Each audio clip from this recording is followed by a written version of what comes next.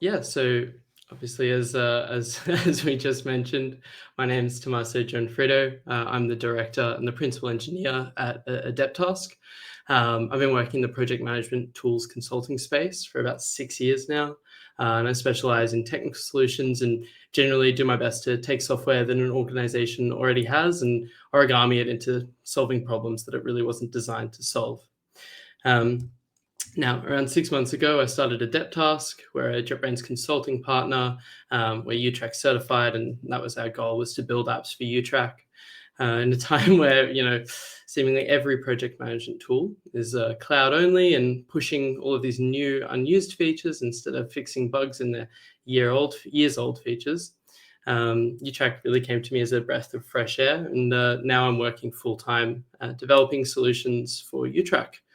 And that's really what we're going to be talking about today. We're going to be talking about our journey, Adeptask's journey to building what we consider production-ready YouTrack apps. Now, on paper, these apps are not particularly special or complex from a technical perspective. And for most of the developers who are listening and watching, you're going to think that some of these problems are a bit simple. And I'll talk a little bit about why I think they're still interesting at the end. Yeah, really, it's the constraints that are imposed by the YouTrack platform that I think make these problems so interesting. I'm going to talk about some of the challenges that we've faced and how we overcame them with some creative thinking. And perhaps if you're not going to apply these to your YouTrack apps, you may still even find some inspiration for solving some problems in your own projects. So let's talk about building an app. Now, before starting to build our YouTrack apps, it was important that we revisit our understanding of what's important in a software product. In particular, we needed to adjust to the fact that we weren't just building a software product, like a normal piece of software that exists on its own, but an app within YouTrack. Now, YouTrack apps are somewhat different from other software products because they're always accessed from within YouTrack. For example, when you're building a traditional bit of software, you could choose to design the UI however you'd like. For example, here's the Spring Pet Clinic example a lot of you are familiar with. But if we did that with the YouTrack app, it'd stick out like a sore thumb. That's because we need to think about where the software is existing, and then we need to conform to those constraints. Now this is not objectively a bad thing, and particularly in this screenshot, we get a lot of contrast, and you might be thinking, hey, that's a great way to make my product stand out from the crowd, and that's fair enough. But that's why it was important for us to identify these considerations up front and then make decisions about them before we started building. Now, I'm a long-time consumer and purchasing stakeholder of similar software products in the form of mainly the Atlassian tools. And these are the following. These are some of the key areas that I've found to be most impactful to my users and my stakeholders' perceptions of an app. This is the user perception or user experience. Like, what are their thoughts? How do they feel about the app? The security, so there's a bunch of security things that we need to think about, and the administration complexity. Now, the app ecosystem is very new. The YouTrack app ecosystem is very new, and now is the time to nurture it. They say first impressions count, and so it's paramount that the YouTrack apps that we release are good, not just for our business, but for the YouTrack ecosystem as a whole, right? If the first 20 YouTrack apps come out are terrible, then that's going to set a bit of a precedent. People might look at the beginning and they might say, oh, what's this? Oh, they're crap. Well, we just might not look again, right? So it's important that we put in a bit of effort, or at least that's how we feel about it. So if we think about user perception, I call these cohesiveness and user experience. User experience, that's pretty standard. Cohesiveness, well, we're thinking about how does the app fit in within the larger context of YouTrack. Does it look like it belongs, or does it look like that pet clinic example that I showed before? And security, we've got some things to consider. Isolated environments, so YouTrack can be run as on YouTrack server. That means it can be installed and hosted on any server environment, and those environments may not be connected to the internet. So our applications need to be able to run without an internet connection, or at least without a connection from the YouTrack server to the internet. And that'll cause a whole bunch of problems later on. There's also data residency requirements, kind of the same as the first, but if we're hosting any data, then we need to consider the data residency requirements of our potential customers.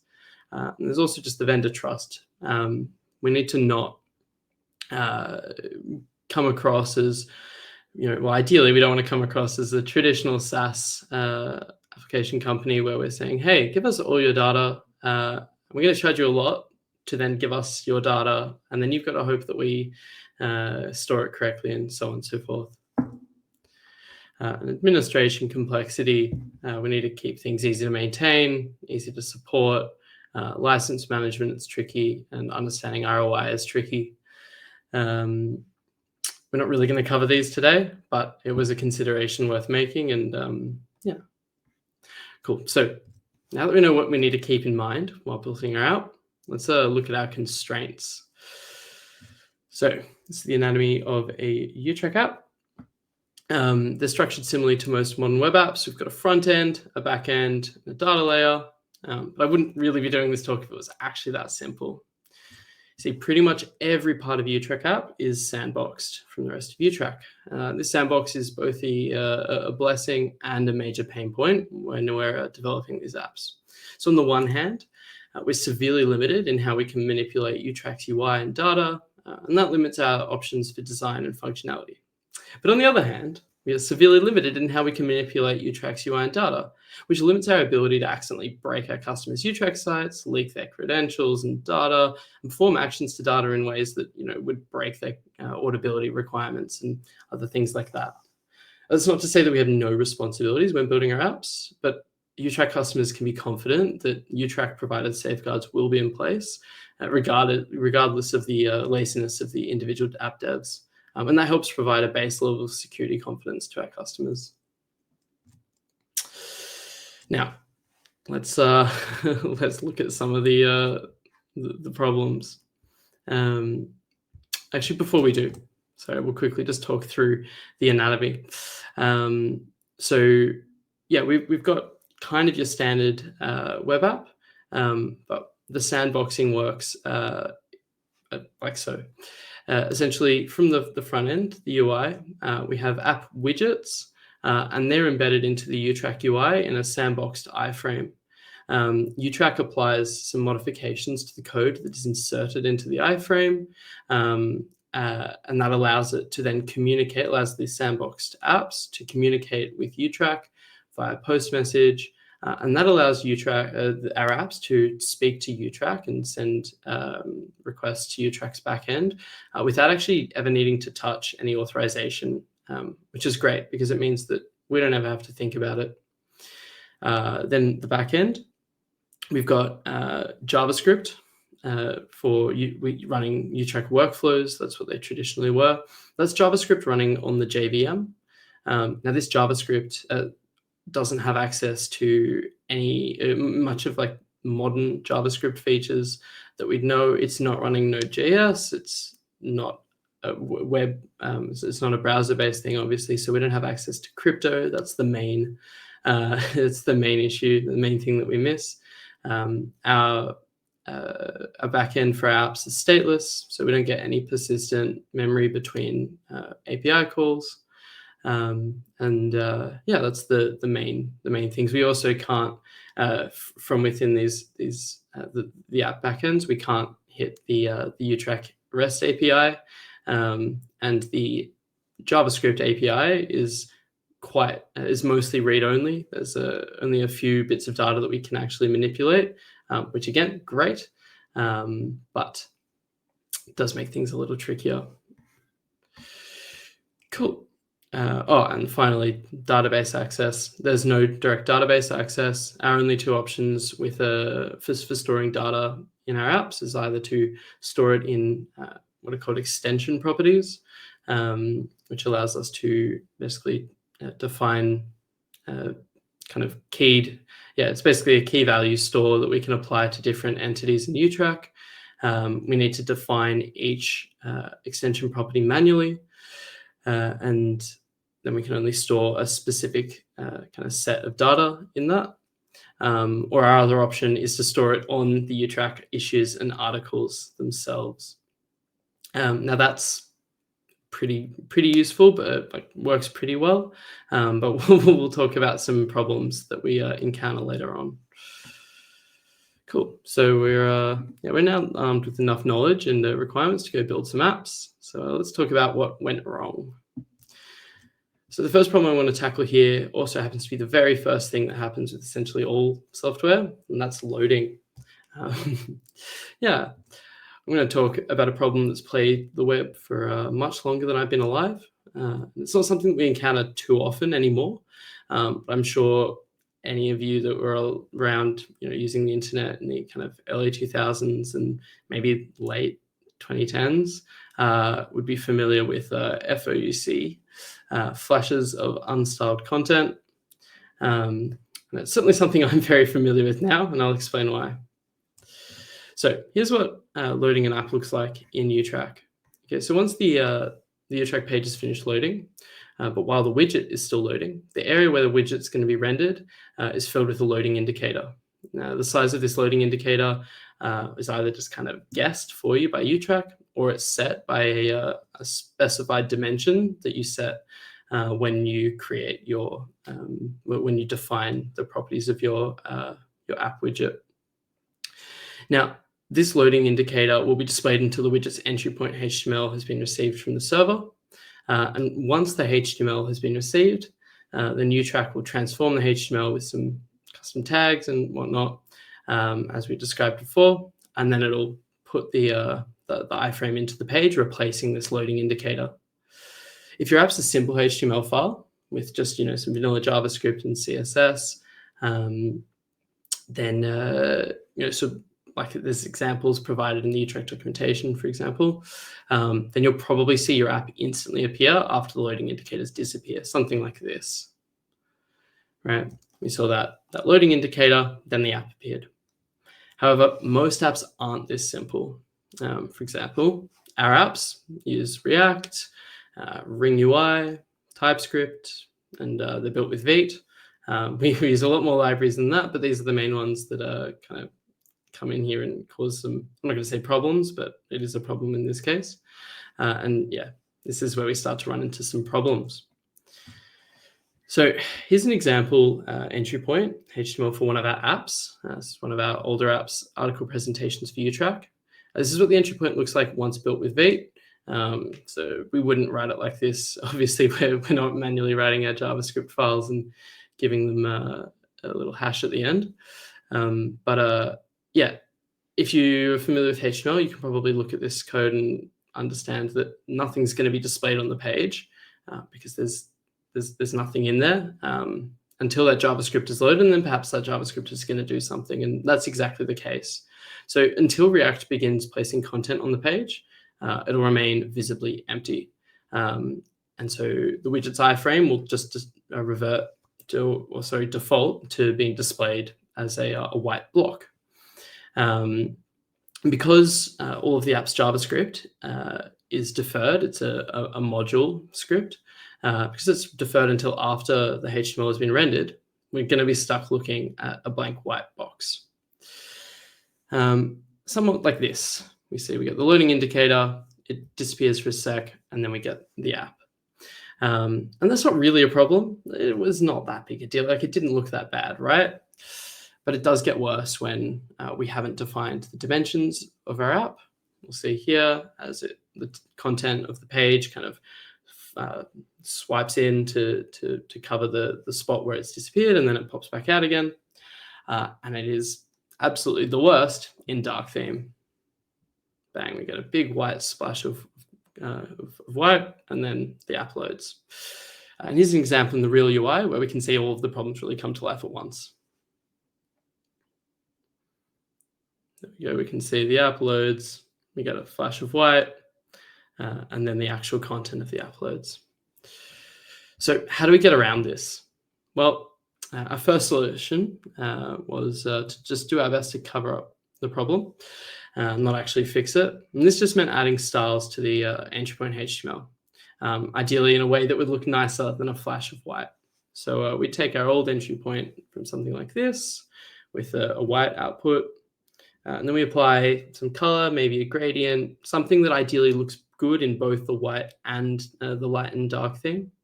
We used this for a bit. It looks okay in the light theme. It looks okay in the dark theme. Wasn't great, but it wasn't terrible. And this approach meant that although we always have a flash of color, even in the white theme where we didn't have that before, we're at least able to control what is in that flash and choose colors that feel a bit more intentional. Ultimately, we then chose to add a different gradient and add our app's logo, as well as an indicator saying what was going on in the app. So initially, the loading would start. There'd be just text saying loading, and then in the code, we're able to grab onto that text and and provide an indication of here's how things are going. We're loading settings, we're loading locales, etc., etc. Cool. So let's look at the more unconventional solution. So whilst that option was better than a flash of white, we found that it wasn't ideal. It didn't look great. And so while we were trying to come up with a better solution, I thought back to my first released app, Better Backlog. Now, when I wrote that, I had very little experience with Vite, and I made an absolute mess of the build process. I was unable to get the app to load just at all. I was unable to find the JavaScript that was bundled, all sorts. But I did find that if I simply bundled the entire application, all of the JavaScript, all of the CSS, everything, into a single HTML file, it worked no problem. And so that's what I did because, I was sick of troubleshooting it. It looks something like this, right? Instead of having all of our JavaScript, CSS, etc., you got one index file, one HTML file. And then I thought about it and I went, oh, why don't we just do that for all of our apps, right? And surprise, surprise, it works, right? We can see here, the app loads. This GIF takes quite a while to repeat, but the app loads, we get no flash of color, and it's all perfect. And that's because the JavaScript is able to run as soon as the HTML file is loaded. There's no additional fetching that needs to be done. Interestingly, because each app resource, so every JavaScript file, CSS file, HTML, etc., generally takes the same amount of time to be requested and received from the server, from the YouTrack server, and isn't cached. We can't cache any of these files. We actually reduce the overall loading time of our apps drastically. In some cases, we found each of the additional resources to take up to 3 times longer than the initial HTML file. So we might start with a HTML file that index HTML file maybe takes 300 milliseconds. We could have had then each JavaScript file taking maybe 500 milliseconds to 600. We were able to reduce the loading times actually quite substantially as a result, as we can see here. And that's a little example. Cool, let's move on to our next loading problem, which is the app actually loading its content once it's going. So once it's done loading the files, it needs to now start loading data from the back end. We've got a few different steps here. It needs to register the app widget with YouTrack. It needs to pull settings, it needs to pull locale files, and it needs to pull the license status. Then it needs to perform any app-specific data. So everything prior to get app-specific data, that is just built into our app framework that we've made. Now, anyone looking at this that's thought much about loading before has probably already noticed that what I'm describing is a classic waterfall pattern. And because each of these steps is performed sequentially, the loading time for the entire widget is equal to the sum of the loading times for each step. Unfortunately, this is not particularly avoidable because each of the steps kind of relies on the previous step. So if we can't shorten the waterfall by parallelizing the steps, then our next best option is to shorten the loading time for each step.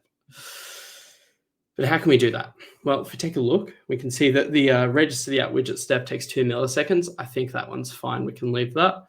But we can see that the settings, the internationalization, license status, and the OAuth tokens are an app-specific setting, app-specific step. we can see they all take around about the same amount of time. And that's because there's some latency that is introduced by the YouTrack app backend, which just no matter what code you're running on the backend, it's going to take at least, in our testing, about 100 milliseconds, and depending on the time of day, and we actually found it could go up to about 500 milliseconds. So what I've just said is we can't reduce this time that each of these requests takes either. So where are we getting? What are we getting at? Right? How are we going to reduce this? Well, caching. Now, these loading steps are performed every time the apps widget is loaded. And if you're clicking through a list of issues, trying to find one, the right one, for example, then that means loading the settings, locales, license information, et cetera, once per widget per issue. And that would make sense if the data was constantly changing. But how often are you planning to change your app settings, for example? Not that often. So, well, we can put a caching header onto our responses. And that's what we do. We stick a cache header, cache control, give it an age, maybe a short age, and then use a revalidation, set it to revalidate. So this example, we cache it for a minute and allow revalidation for 3 hours. What that means is for the first minute after it's initially loaded, it's just going to use the cache result, no questions asked. We do want the app to be fairly responsive though. So we then set for another 3 hours, we stale while revalidate. And that means that it'll use the cached value, and then it'll also refetch from the server just to say, is it still the same value? That means at worst, let's say you change a setting and you've still got a cached value.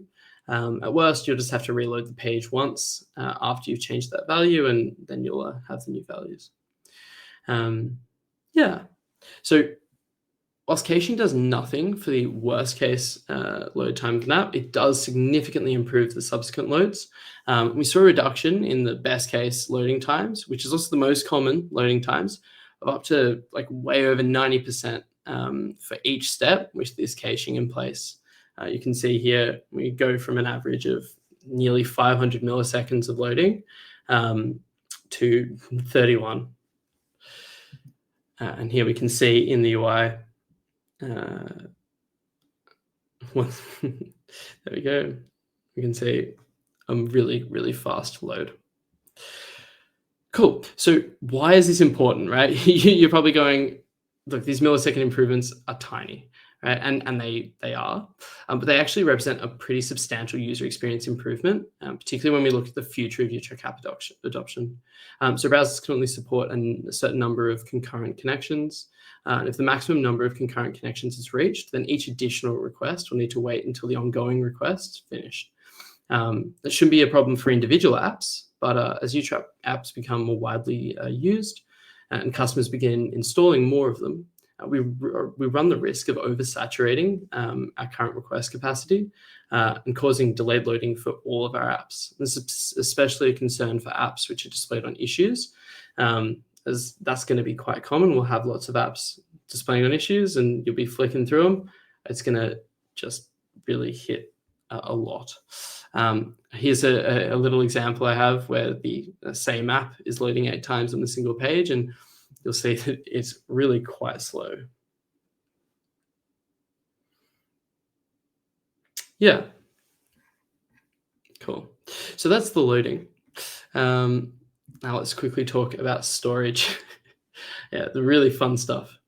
So in our upcoming app, SharePoint OneDrive connector for YouTrack, we need to follow an OAuth 2.0 auth code with PKCE flow to allow our users to connect between YouTrack and SharePoint. And we do that so that they don't have to generate any API tokens and we don't have to handle them. Great. Now, in the case of the Microsoft OAuth, they provide us a short-lived access token and a refresh token, and these have an expiry of 24 hours. And now normally we would store them, we'd store these tokens, JWTs. These aren't, anyway, we store them locally in a cookie or something. That means that each time we move to a different page, we can still have that token and we don't have to run the OAuth process again each time. But unfortunately, app widgets are sandboxed inside iframes without any storage access. So without any browser storage access, we have no way to store the app data, any app data locally. So what are our options? Well, with no ways to store the access tokens locally, we have two options: store them on the server or don't store them. Now, not storing them, that's a really simple option, but it would introduce a massive problem, which is the user would have to re-authenticate or go through the OAuth flow every single time they want to use the app. And for an app that is supposed to provide at-a-glance information on your issues, that's going to be a pain. That's just not possible, not feasible. So cool, our only option is to store them server-side. Now we store this for a bit, store them in an extension property on each user. Great, it works fine. And then we send it to them when they request it. And yeah, it worked, but we weren't happy with the idea of turning YouTrack into a repository for an entire organization's SharePoint tokens. There didn't really seem to be another option. We started looking at implementing encryption and blah, blah, blah. But then while I was implementing the caching for the app settings, I had an idea. If we do things the wrong way, well, what do we know? We know that we can send data to the backend in a request. Our backend can access data it receives in a request. Our backend can respond with any data that it has access to. Then we can cache responses from a request to our backend. So what if we make the request to the backend and then include access tokens in the request? Essentially, then when the backend receives our request, simply returns the access token back to us, tells the browser how to cache the response. And so the next time we'd like to access token, we can simply make a request to the backend and then use that cache value instantly. Essentially, can we use the HTTP cache as a database?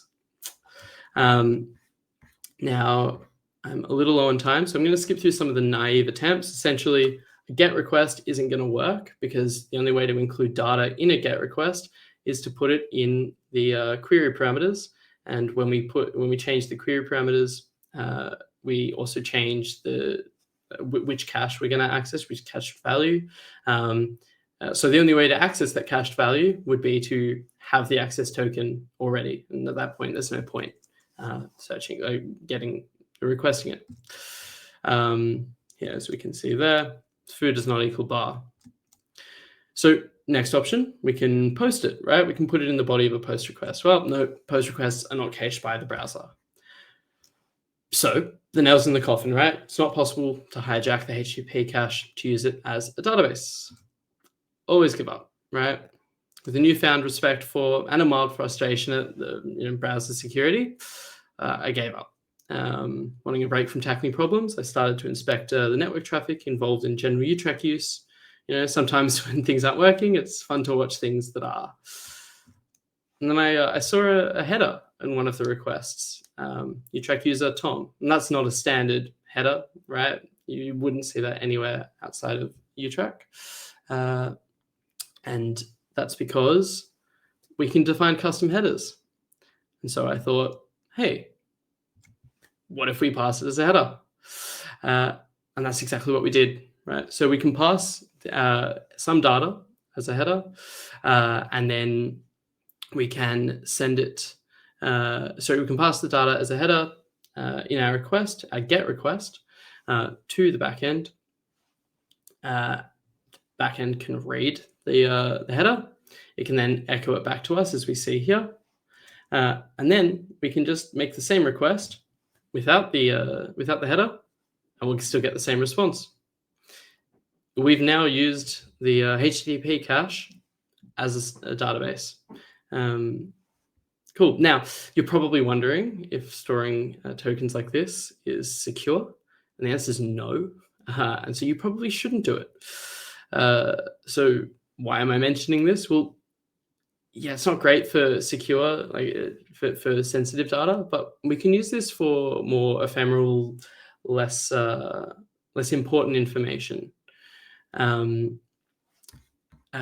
example, right, we can just use it for arbitrary data. We can basically, what if we create, we have an API that is, basically it's a database that's keyed by the query parameter that you send to it.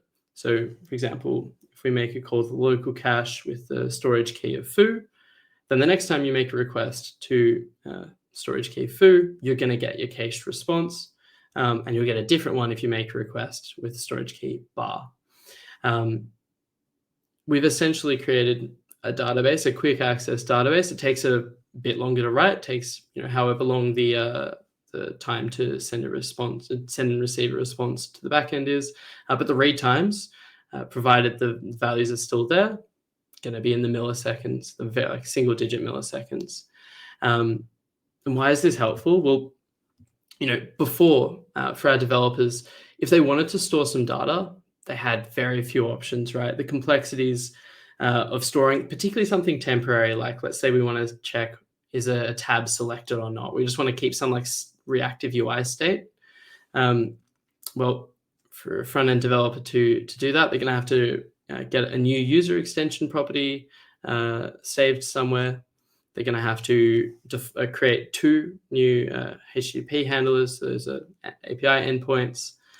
They're also going to have to then accept that they're going to wait for a response, which means the UI has to be paused or something so that user can't click it or whatever. We're going to wait for the server, and that's another backend request to add to that stream of concurrent request max, like that we've got the maximum of. Now, the only thing we really need to think about is our key unique? Yeah. So to wrap things up, building YouTrack has been, I would say, one of the most creatively challenging experiences of my career, and probably in many ways some of the most educational. The constraints, the sandboxing, the missing APIs, and the visual weirdness, they force us to solve problems that for basically every other platform have already been solved. And I think that's really a lot of fun. Thank you all for listening to me talking about loading and HTTP caches for 30 minutes. I hope some of you are still awake. And thanks to JetBrains and the YouTrack team for continuing to build project management software that allows us to own our own data.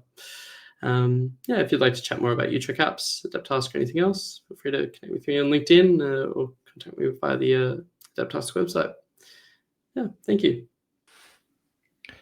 Thank you very much. Thank you very much. So before I let Jacob talk, because he knows much more about web dev, and I hate it for passion, but what I really admire is that you're scraping off some time to make it more performant, because that's one of the complaints I also have in today's web app based world, where everything is a web app, starting from your chat client to TradingView, right? And it always feels like I got a big graphics card here. I got a horribly large computer, and it still feels sluggish. So right, thank you. Yeah, no, I echo your sentiment there, 100%. Yeah, micro optimizations. This is just a part of the web dev game. Been there. That's why I'm involved in JVM for 5 years. Yeah. Awesome. Really. Well, when you mentioned all the React.js libraries and other stuff you have to load, and I bet there is many of them. There are many of them. Well, I just got goosebumps. What about CSP, Content Security Policy?